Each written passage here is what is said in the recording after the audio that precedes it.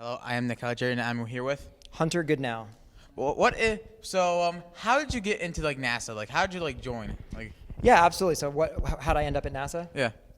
It was actually not, I'm going to be honest, it was not my dream to work at NASA. Of course, it would be amazing, but that is not what I went to school for. Thought that it would be possible for me. Right. I actually got my GED at 26 after failing out of high school. Right. And it wasn't until I decided to go back to school and get a bachelor's in economics that a NASA internship kind of fell in my lap. I applied thinking I was never going to get it. I got it. And my entire path for my career changed from there. All right. So, what is the gist of the Artemis project? So the Artemis program is NASA's next deep space program to send humans back to the moon, but this time to stay. We plan to not only land humans on the moon in over 50 years, but we want to have a sustained presence on the moon with what we call Gateway, which would be for Artemis 4, that would actually have a space station that kind of goes around the moon to use for science. All right. So why do you think it's important for NASA to engage with the public and students like us? Oh, that's a great question. So when NASA engages with the public, one, we get to answer any questions that everybody has, but my personal goal is to always inspire, especially the young kids, to pursue STEM degrees or think that it's possible to work at NASA, because it is. I believe that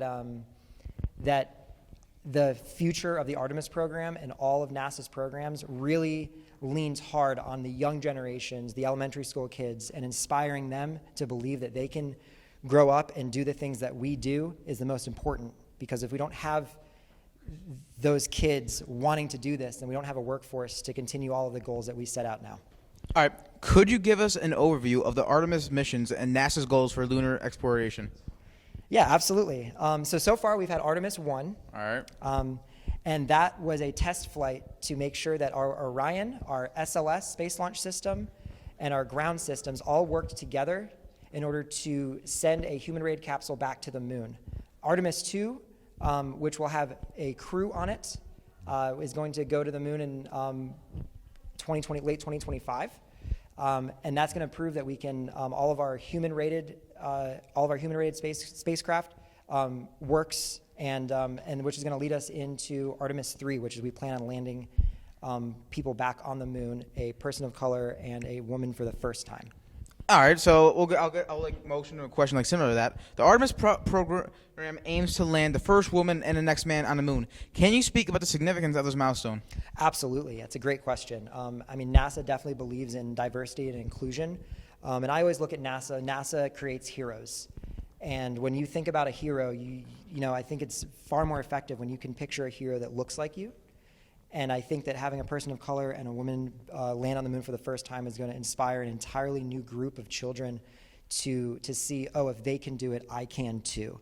I also believe that having a diverse workforce also brings different ideas and different points of views, because everybody has a different background. And it's definitely one of NASA's highest priorities. All right, so I'm going to ask you a few questions about the solar eclipse that's going to happen on Monday, April 8th. Anyways, so can you describe what exactly happens during a total solar eclipse and why the 2024 eclipse is particularly notable? Yeah, absolutely. So a total solar eclipse is essentially the moon casting a shadow as it moves in front of the sun. Picture it like holding a flashlight, and then you put a tennis ball in front of that flashlight, and then see the shadow that it creates.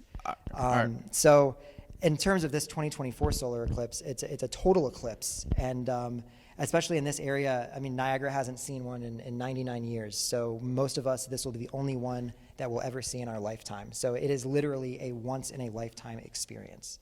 All right. So next question I'm going to ask is where will you and the NASA team be on the day of the solar eclipse? So we're going to be out at the state park. We're going to be working a booth, handing out glasses to make sure that you can watch and view the eclipse safely. We're also going to be answering questions. We're going to have some swag to give out. Just build some connections and have a great time. All right. Last question. So are you guys just in Niagara Falls or anywhere else in the country, or Yeah, we actually, that's another great question. We actually will be sending some NASA subject matter experts to a few different cities during the totality. And even people from my group, where I work, we have somebody going to Indianapolis as well, where they'll also have a total eclipse. So we're trying to hit everyone and educate and inspire as many people as we can.